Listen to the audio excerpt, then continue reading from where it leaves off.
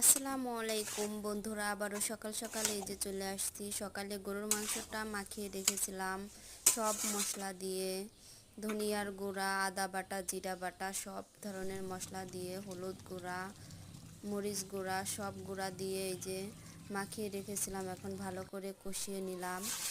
এই যে গরুর মাংস খাওয়ার স্বাদ দেখেন, থালাবাটিগুলা ধুইতে পরিষ্কার করতে খুবই কষ্ট হয়, সব আঠার মতন লেগে থাকে তেলগুলা। এই যে দুপুরের রান্নার পাশাপাশি এটা সকালে রান্না করেছিলাম, আর দুপুরে রান্না করব, ভেন্ডি ভাজি করব, কচুরলতি রান্না করব, ভাতটা বসিয়ে দিলাম। এই যে ভেন্ডি ভাজির জন্য তেল আর হলুদ লবণ দিয়ে তেলটা ভালো করে নেড়ে নিতেছি। এরকমভাবে ভেন্ডি ভাজি করলে ভেন্ডি ভাজির কালারটা খুবই সুন্দর আসে। আপনারাও এরকম বাসায় করে দেখতে পারেন। এই যে কি সুন্দর আসছে কালারটা।